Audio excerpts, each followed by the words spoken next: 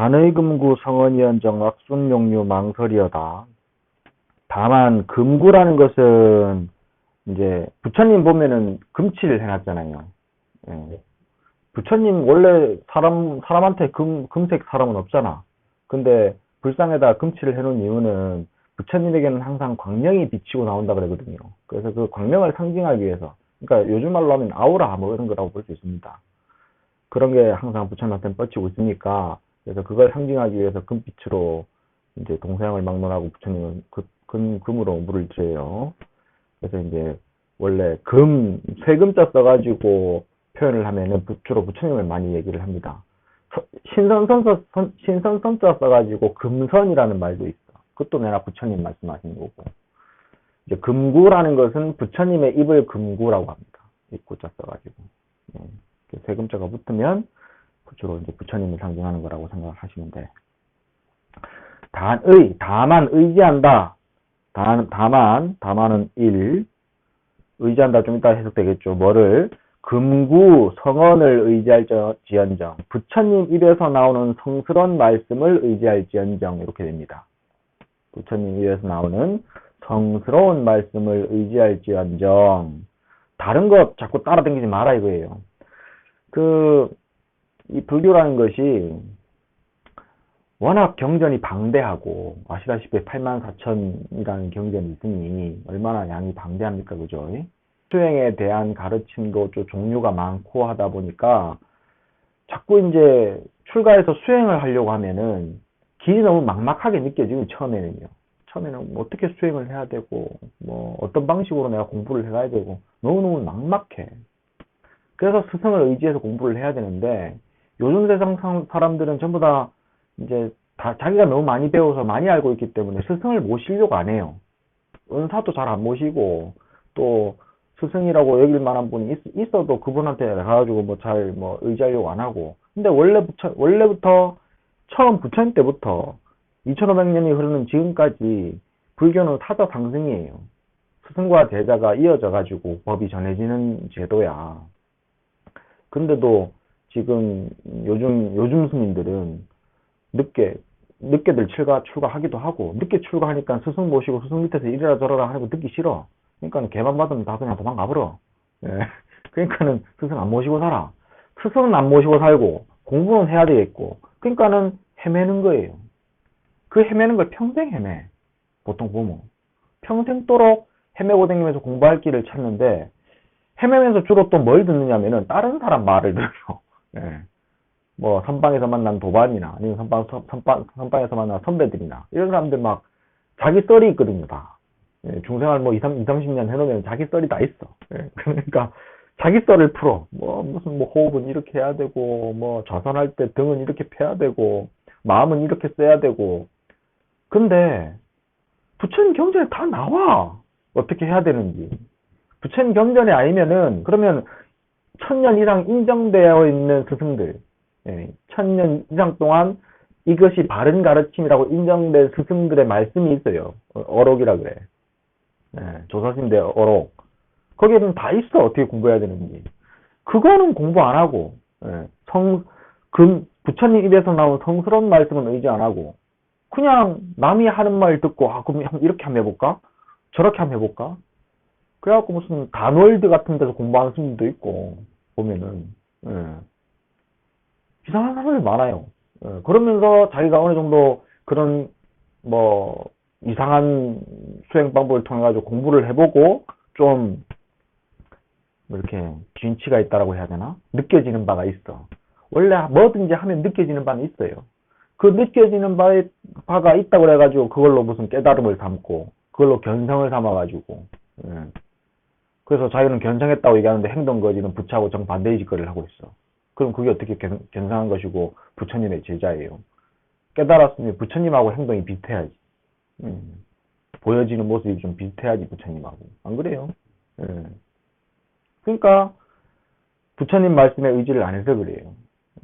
그래서 저는 항상 스님들한테 하는 말이 부처님 말씀에 의지해라. 경전에 의지해라. 항상 그렇게 얘기하거든요. 저는 지금까지 그렇게 살았고, 저는 제 은사 스님이 저의 공부 가르치는 선생님이고, 그래서 우리 은사 스님 말씀을 듣고, 그다음에 혼자 공부해야 될 때는 또 선생님한테 배운 가르침을 토대로 해가지고 부처님 경전에 의거해서 공부하고 그렇게 살거든.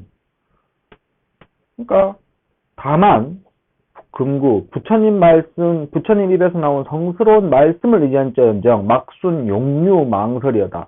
용렬한 무리, 용류라는 것은 용렬한 무리를 얘기합니다. 흐를 유자는 무리류라고 얘기를 하면 돼요. 용렬한 무리에 망령된 말은 절대로 따르지 말라. 말막자가 제일 주의 해석이 됩니다. 그러니까 용렬한 무리가 첫 번째고, 용렬한 무리 1, 2, 망설, 망령될 말 3, 4, 따르지 5, 6 말라. 용렬한 무리의 망령된 말이라는 것은 아주 쉽게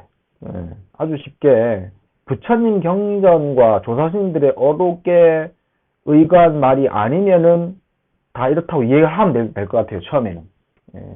그렇게 방향을 잡아야 돼요. 부처님 경전과 조사스님들의 어록에 의거해가지고 거기에서 파생되는 말들, 거기에 대한 설명들, 그 정도까지는 부처님 말씀과 조사스님들의 말씀이라고 이해가 되는데, 그 이외에 그런 어떤 정확한 텍스트 없이, 정확한 근거 없이 나오는 말들은 전부 다 망령된 말이라. 그렇게 처음 이해를 하는 게 편합니다. 근데요, 가끔 가다 보면은 진짜 깨달음을 이뤄가지고 좋은 스승이라서 말을 이렇게 당신 나름대로 하시는 분들도 가끔 있을 수 있어요. 근데 그거는 내 눈이 있어야 돼. 내가 경전을 보는 눈이 있고 법을 이해하는 눈이 있어야, 그래야 그 스승이 진짜 바른 말씀을 하시는지 안 하는지 알 수가 있잖아. 그게 없이 그냥 무턱대고 뭐 몇 가지에 속아가지고 그냥 스승이라고 덥석 따라가다가는 또 허송세월 몇 년 해요. 실제로 그런 경우들이 많이 있었어요. 몇 년 전에만 하더라도 뭐 오쇼 라지니 씨라는 사람이 있어요. 오쇼 라지니 씨. 육수 유명한 사람이야. 아직도 살아있을 거야, 그 양반. 그 양반이 한 10년 전까지, 10년 전까지만 하더라도 그 양반이 그 인도의 영적 스승이라고 해가지고 전 세계적으로 엄청나게 유명해요. 우리나라에 책 많이 나왔어요. 저도 그 사람 책 많이 봤습니다. 오쇼 라지니 씨. 근데 그 양반도 살짝 마셔가지고 무슨 뭐 여자 문제 또 돈 문제 그게 또 걸려가지고 또 난리 나가지고 또 한 적이 있고, 그 밑에서 수십 년 공부했으면 그냥 허송세월 보낸 거예요. 그러니까 잘못된 길로. 오쇼 라지니 씨 같은 경우는 비슷해요. 부처님 말씀하고 비슷한데 달라. 그걸 사입이라고 해요. 비슷한데 다른 것. 그래서 비슷하기 때문에 사람이 속는 거예요. 그래서 그 비슷한데 다르냐 안 다르냐, 진짜냐 아니냐를 알기 위해서는 내 눈이 어느 정도 필요해. 그러기 위해서는 경전을 의지해야 돼요. 경전. 그래서 꼭 공부길을 무슨 뭐 빠른 길, 뭐 금방 가는 길, 쉽게 얻어지는 길, 이런 걸 찾기 위해서 헤매면 안 돼요. 그런 거 없어. 석가모니 부처님도 6년간 고행하셨어요. 6년간. 그런 거 없어. 빠른 게 쉬운 길은. 그러니까는 부처님 경전에 의지해가지고 열심히 공부를 좀 해야 돼요. 기출가야, 이미 출가해가지고. 출가라는 것은 몸만 출가한 것이 있고 마음도 같이 출가하는 게 있어요. 출가에 두 종류가 있습니다. 몸만 출가하는 것, 마음과 함께 출가하는 것. 머리 깎고 중인데 승복을 입었는데 마음은 속가에 가가지고 자꾸 세속을 그리워하고 세속것만 자꾸 찾고 그런 사람이 있고, 반대로 몸은 출가는 또 못했는데 사정이 있어서 마음은 자꾸 절에 오려고 하는 마음을 자꾸 품고 있는 사람도 있어. 둘 다 잘못된 거예요. 둘 다.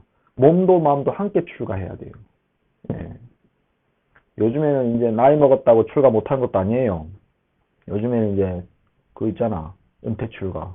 은퇴 출가 그거 나 참 좋은 거라고 생각하거든요. 은퇴 출가도 있으니까 그 혹시 나중에 이제 개 받고 출가 생활을 하는데 이제 속가에 인연 있는 사람들이 자꾸 왔다 갔다 했다면 얼른 출가시키세요. 나이 들어서라도. 나이 들어서라도 출가해야 돼. 행장님들도 나이 들어서 출가하신 건데, 이제라도 출가했으니 처반 다행인 거예요. 그래서 이 가의 가자는요, 화택이라는 뜻이 있습니다. 불타는 집. 불타는 집에서 뛰쳐나온 거예요. 한번 생각해 보세요. 지금 세속에 살던 때를. 불타는 집. 욕망의 불. 세월의 불. 시간의 불. 그 다음에 고통의 불. 끄고라면 또 붙고, 끄고라면 또 붙고, 끄고라면 또 붙고. 그죠? 예. 근데 여기는 안 그래. 절집안도 똑같은 사바세계 속에 있는 것이긴 하지만, 그래서 살다 보면은 절집안에서도 실망할 일이 있어요. 중이 저렇나, 출가한 삶이 이렇나. 물론 실망할 일이 있어. 예. 똑같은 중생이 사는 곳이라서. 하지만, 여기는 부처님, 아침, 저녁 부처님께 예불 드리고, 부처님 경전 공부하고, 그런 식 기본적으로 깔려있기 때문에, 그런 지나가는 일들, 중이 저렇게 살아서 되느냐, 뭐 절집안이 이렇게 야박해서 되느냐, 뭐 이런 거는 지나가는 일들이요. 일상적으로 돌아가는 일이 있잖아요, 우리는. 그죠? 새벽 예불하고, 새벽에 일찍 일어나 예불하고, 다 같이 조용히 공양하고, 그러면서 공부할 시간에 공부하고, 그 일상적으로 돌아가는 그 일이 중요한 거예요. 그 속에서 부처님의 가르침이 면면하게 이어져 오는 그게 중요한 거예요. 살다 보면 그런 실망스러운 일이 있긴 있어요. 있긴 있어도 그건 싹 다 지나가는 일이라고 보셔야 돼. 절에 들어와서는. 기 출가야. 둘 다 기이는 둘 다 이미 기 이미 이자예요. 이미 출가해서 참배 청중인데, 청중은 맑은 물이라는 것은 스님들을 맑은 물이라고 합니다. 승가가 맑은 물이라는 뜻이거든요. 그래서 참배라는 것은 뭐 참여해서 배알했다라고 해석하면 되는데, 그냥 참배라는 말 쓰니까 우리가 그냥 단어로 그냥 쓰시면 됩니다. 맑은 무리를 참배했다면 이미 출가해가지고, 상념유와 선순위연정, 항상 부드럽고 화합하고 선하고 순한 것을 생각할지언정, 항상 부드럽고 화합하고 선하고 순한만을 생각할지언정. 뭐 부드러운 생각, 화합하는 생각, 그 다음에 착한 생각, 순한 생각. 그거는 뭐 굳이 설명 안 해줘도 알겠죠? 네. 착한 산자는 뭐라고? 자리. 그렇지. 이 유하선순만 하려고 하면은, 유하선순만 생각한다면, 그러면은 사실은 공부가 더 필요 없을 수도 있어요. 유하선순만 생각한다면. 근데 이게 사람이라는 게, 중생이라는 게 경계에 따라 가지고 마음이 들쭉날쭉하다 보니까, 그러니까는 유하선순만 생각하려고 아무리 노력해도 그래도 거친 마음이 일어나고, 싸우려는 마음이 일어나고, 악한 마음이 일어나고, 거역하는 마음들이 일어나거든. 계속해서. 자국을 돌리려고 노력해야 돼. 그런 마음이, 이게 반대의 마음들이 일어날 때에는 그걸 자꾸 돌리려고 해야 돼. 부드럽고 따르고, 화합하고 선한 마음으로 돌리려고. 그게 수행이에요, 지금 당장은. 항상 그렇게 유하선순만 생각할지언정 부득아만 공곤이라. 아만심으로. 아만이라는 것은 그냥 나라는 생각이라고 생각하면 돼요. 내가 잘났다. 자기 잘난 척 하는 것을 보통 아만이라고 얘기를 하는데요. 근데 출가한 수행자는 나라는 생각 자체가 아만이에요. 나라는 생각 자체. 내가 듣기에는 이게 아니었는데, 내 생각에는 이게 맞는데, 그 자체가 곧 아만입니다. 내 견해에선 이런데, 그게 아만이에요. 굳이 잘난 척 하는 것만 한다고 생각하면 안 돼. 그럼 너무 수준이 낮아. 아만은 곧 나라는 생각.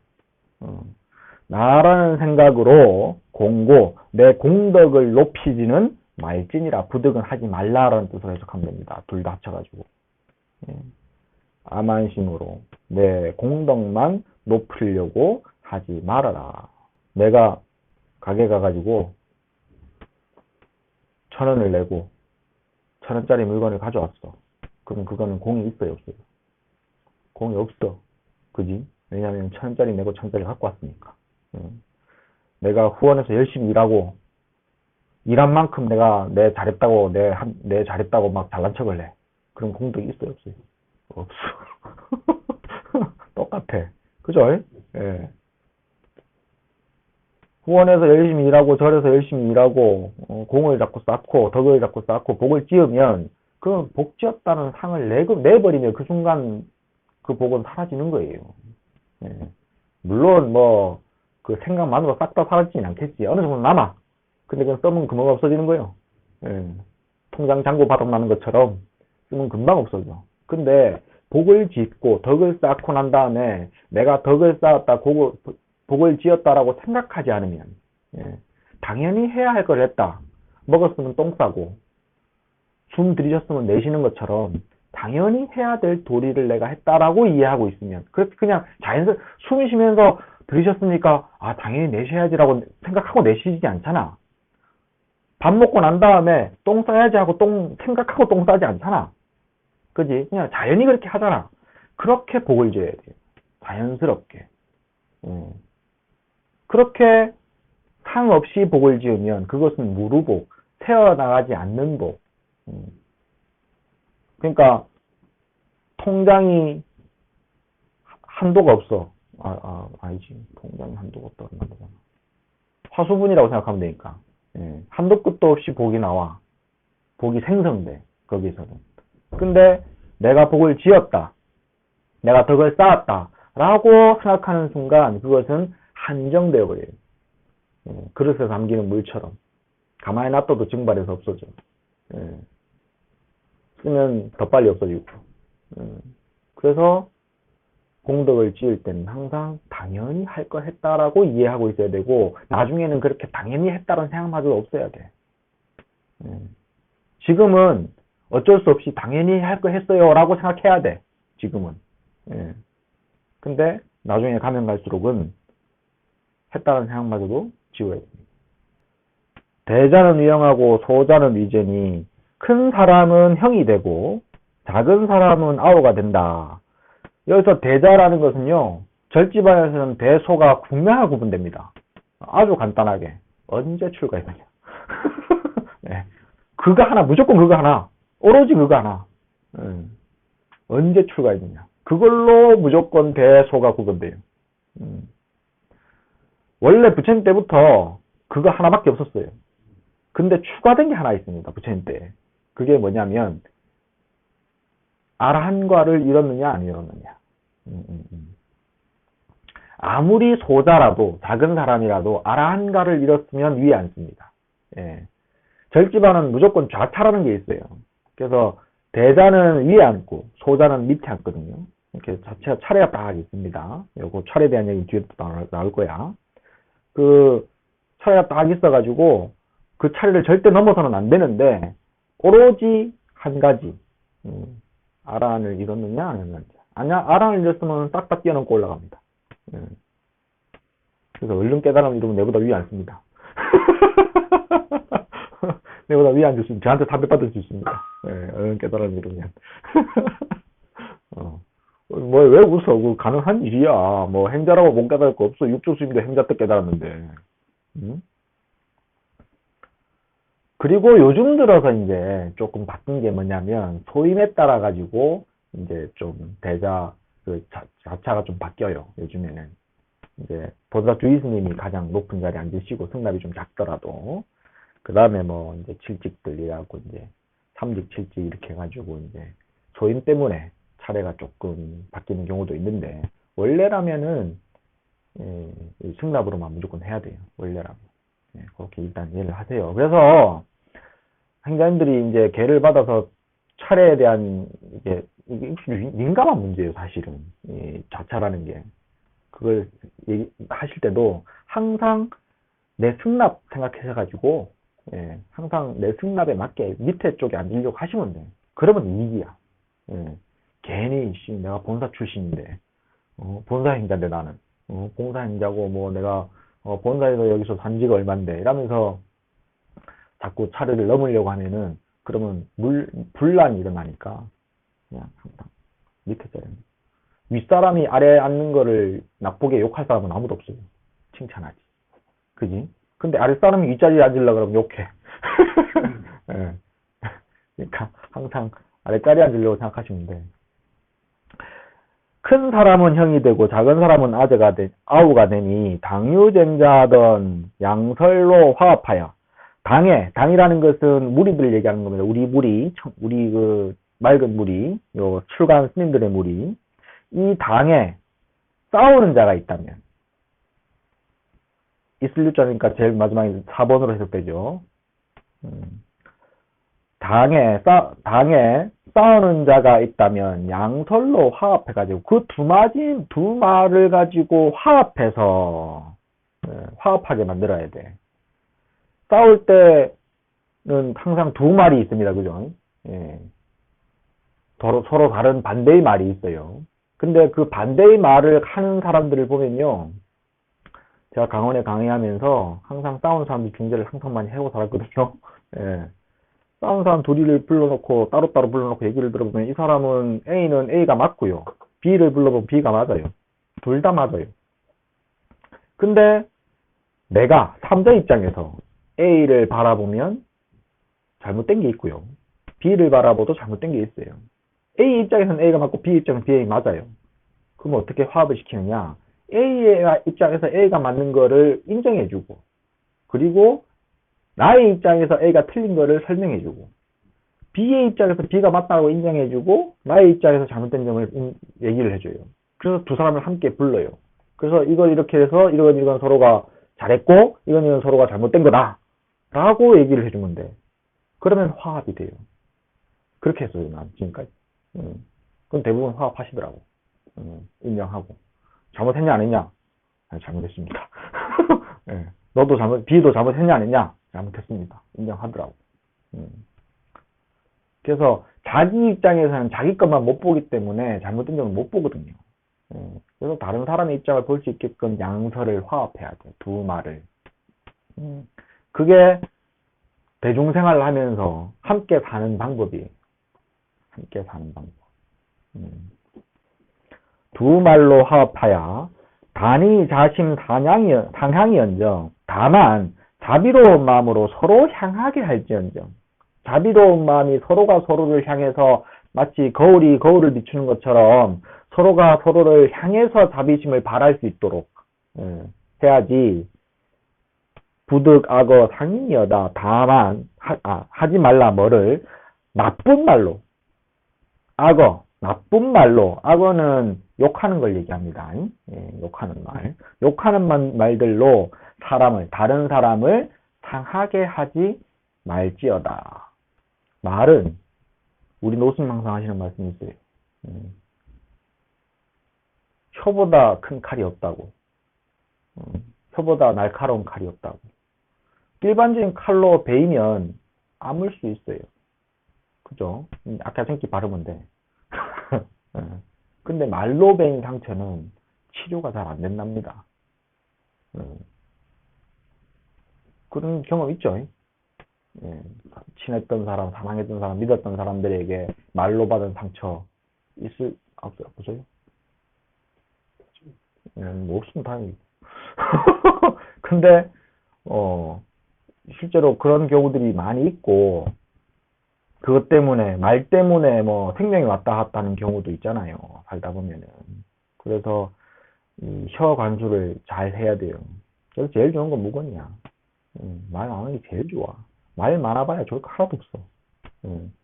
나 이게 지금 강의를 하는데 보면은 말 많이 하잖아요. 네. 말 많잖아. 근데 사석에서 내 말 별로 많이 안 하거든요.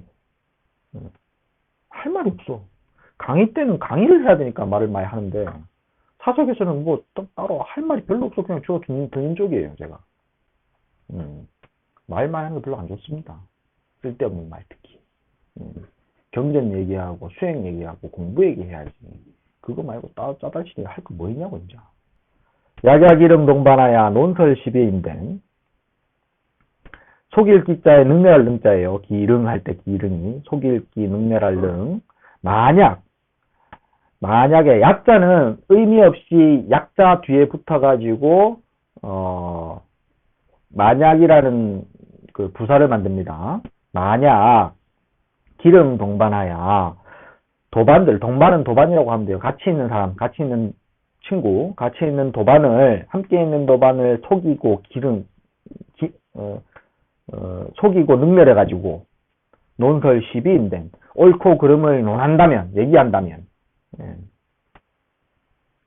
여차 출가는 전무이기니라. 이와 같은 출가는 전무이기니라. 이익이 전무하니라. 하나도 없대. 이익이. 아니 대중 우리는 스님들은 모여 살아야 돼요. 그게 법이에요. 스님들은 따로 살면 안 돼요. 그래서 모여 살아야 돼요. 그래서 중이라고 그래. 대중이라고 불러. 따로 사는 경우가 있긴 있어요. 그때는 어떤 때냐면 이 사람은 따로 공부해야 되는 때가 됐다라고 해가지고 따로 스승이 정해줘요. 옛날에는 그랬어요. 이 사람은 지금 대중에서는 같이 공부 못하고 이제 공부에 완전히 잡돌이에 들어가야 되니까 따로 처소를 줘가지고 공부를 지 마음껏 그냥 하게끔 해줄 때가 있어요. 그때는 따로 살아야 돼요. 한동안. 그리고 언제가 또 따로 살아야 되냐면 해제하고 부처님 법에 의하면 결제 때는 대중이 다 같이 모여 살다가 해제하고 나면은 3개월 동안 혼자 다니면서 홀로 다니면서 법을 부처님 그동안 배운 법을 설해야 돼요. 부처님 법을. 그럴 때는 혼자 있어야 돼요. 그 이외에는 대중들은 함께 사는 겁니다. 근데 요즘 보면 이제 혼자 살려는 스님들이 많거든. 편하니까. 잘못된 거예요, 난 잘못된 거라고 생각합니다. 같이 사는데, 같이 사는 것이 이제 대중이고 스님인데, 승가인데, 그렇게 같이 살면서 서로를 무시하고 속이고 기만한다는 것은, 그건 가장 잘못된 일이에요, 가장. 서로를 속이고 능멸한다는 거. 이게 스님들 중에도 보면은, 아랫반 스님이고 아랫사람이라고 말 이렇게 좀 낮춰 하시는 분들이 좀 있어요. 저도 뭐 친해지면 좀 말 좀 낮춰 하는 편이 옆에 있는 도반한테도 말 낮춰서 하고 야야자야 편하게 좀 하는 편인데 근데 저는 강원의 학인들하고 강의하고 살면서 학인들한테는 항상 높임말 썼습니다. 내보다 어린 사람한테도. 무조건. 나보다 나이 어리고 나보다 승납 적다 그래가지고 말을 낮춰하면은 안 돼요. 무시하면 안 돼요. 왜냐하면 수행자니까. 출가한 수행자니까. 그래서 항상 공경하고 존중할 줄 알아야 되지. 그게 아니고 속이고 기만한다면, 속이고 능멸한다면, 그거 다 가장 잘못된 일이라고 볼 수 있는 거예요. 같이 사는 입장에서는. 그래서 도반을 속이고 능멸해서 논설 시비인데 시비를 따진다면 옳고 그름을 따진다면 옳고 그름을 따진다는 것 자체가 이미 내가 잘못됐다는 뜻이에요. 그렇잖아요. 아까 방금 말했듯이 서로 싸운다는 것은 내가 잘못된 게 있다는 뜻이잖아. 그죠? 그러니까 싸우지. 내가 잘못한 게 하나도 없으면 싸울 일이 하나도 없어. 논설 시비인데 이와 같은 출가는 전무이익이니라. 완전히 이익이 하나도 없느니라. 시비 따지려고 출가했냐고. 남하고 옳고 그른 거 따지려고 출가했냐고. 저 사람 잘못된 거 가르쳐 주려고 출가했냐고. 아니잖아. 내가 해탈해가지고 고통에서 벗어나고 그로 인해가지고 다른 사람들도 다 완전히 행복해지기 위해서 출가한 거예요. 그죠? 내가 행복해지고 남들도 행복해지기 위해서.